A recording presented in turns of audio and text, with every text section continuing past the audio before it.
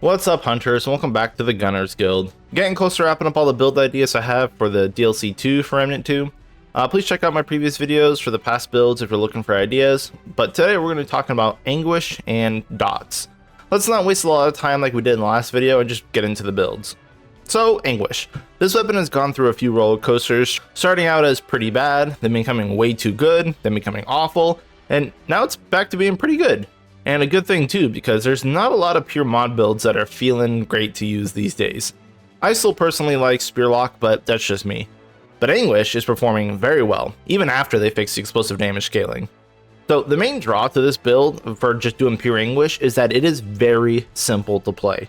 There's not a lot of weapon swapping, mod management, anything like that. It's just a very effective build that honestly just about anyone should be able to pick up and get into.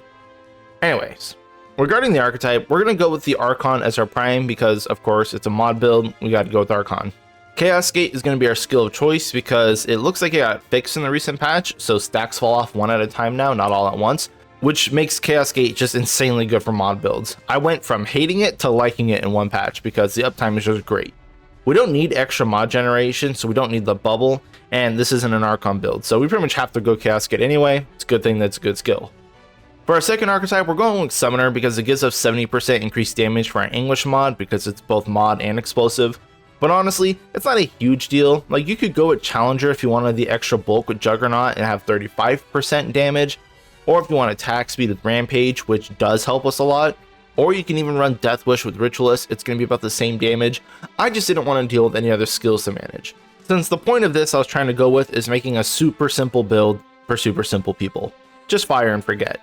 And that being said, for our summoner, we don't actually use our summoners at all. Not only do they just get in the way now, but they don't deal a significant amount of damage anyways. They're more just of a nuisance, so feel free to not use them and just manage one less thing. For the gearing, I'm going to start with our weapons this time because the build is based upon a specific weapon, which is Anguish. Now the good part about Anguish right now is the mod, Loathe the Weak. This mod turns Anguish into a needler that fires very fast for about 10 seconds, and all the needles you shoot will explode for like 200 damage.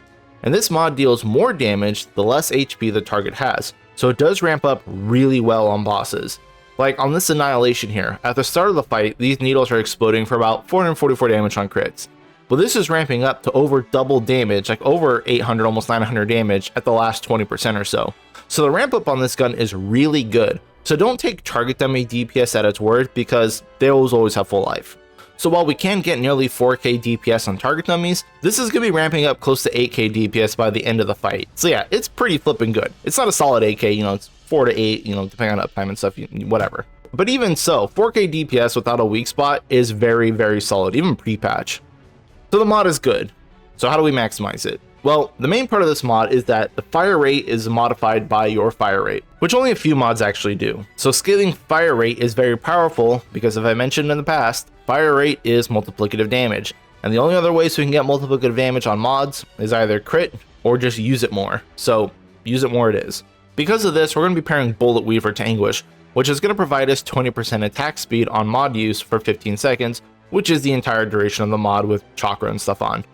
And 20% attack speed is absolutely huge, so you can't skimp out on that. It's much stronger than like 25% added damage from failsafe and stuff like that. You don't want added damage. Now our melee weapon isn't going to matter at all. We're not going to be using it. Our long gun though, as you've guessed, Monolith it is. Since we're going to be spending most of our time in Anguish, it's good to have a secondary weapon with a relatively passive mod, plus Monolith will give us Expose, which is pretty awesome. Moving on to the trinkets, starting with the amulet, you have 3 good choices. You can either use Detonation Trigger for good damage and a fire dot if you want it. You can use Golden Ribbon for the same damage and get haste out of it instead, and that's going to give us 7% fire rate, which does seem to edge out Gunslinger Charm's 15% fire rate, by the way. Or you can use the Abrasive Whetstone for crit and crit damage because crit is always an option. I went with the ribbon because, again, fewer things to manage. No bleed management here, nothing like that.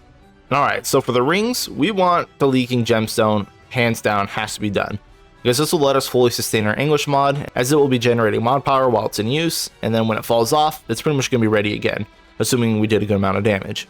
The rest of the rings, crit stacking rings, because we don't have a lot of fire rate options other than Frivolous Ban and the Ring of Infinite Damage, and those are good options, but if you're going to put any amount of crit on, you might as well go all crit.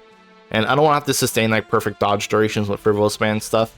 So I'm going with the usual 3 crit stacking rings, Braided Thorns, Token of Favor, since we have Monolith, and Burden of the Gambler, because the explosions on Low of the Weak can't hit weak spots, so we don't really care about weak spots. We don't need any mod generation or any other sources of like additive damage here. If you want, you can sacrifice some damage by getting rid of 2 of the crit stacking rings and going for more bulk, with Bulwark using Heavy Metal Band and the Atonement Fold, so you lose like 15% crit, which is a little bit of damage, but not a ton, and you do gain 25% damage reduction, and you could be sitting at like 75% damage reduction, which is pretty awesome because bulky options are definitely viable. I'm going to be using this setup as like an ultralight glass cannon build because I find it more fun to dodge, but you don't have to do that. Anyway, for the relic, where you're using whatever you want. I don't really change to use my relics much these days, so Profane Heart is on, but you can use whatever. If you're going lightweight, it doesn't matter. If you're going tanky setup, then yeah, please keep Profane Heart on.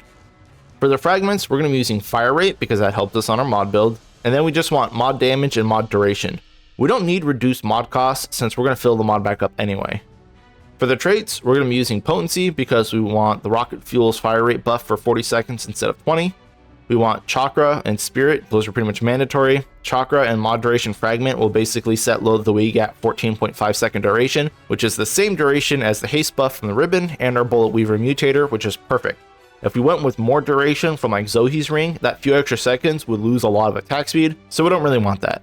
The rest of the traits, your choice. I went with Lightweight, so Swiftness and Untouchable and Footwork, but you can go with Vigor, Fortified Barkskin, and Siphoner if you want as well. Tank builds, really good in this meta, so don't ignore that.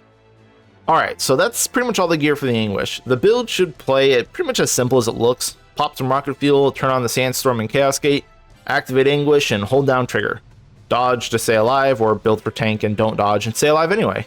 Anguish is performing extremely well in this patch, and as I mentioned before, it's actually one of the better mods to use these days, since you get a lot of mod usage out of just one mod activation, so we're significantly less reliant on mod power generation. And I recommend Anguish. Use Anguish, please. It's great now. With Anguish out of the way, if you made it this far, thank you. You get a special reward. I'm also going to be discussing the Forbidden Dot build that I had done last patch, since that is still around. This is not a build for most players, myself included, because I would technically categorize this as an exploit. Dot builds are in a rough shape right now, but Dot Swapper is still alive thanks to heatwave. While I am aware that heatwave is bugged with energized net coil builds right now, since it doubles its scaling off duration, going from like 5 to 20 seconds with affliction instead of 10, and then going from 20 seconds to 80 seconds with timekeepers as well instead of 20 seconds like it should, which makes it do obscene amounts of damage with net coil. It also does half the damage of the tooltip, so I actually don't know what's wrong with that, if it's a tooltip or the actual damage. Anyway, so this build has nothing to do with energized net coil because I know that's going to get fixed because the duration scaling is all messed up.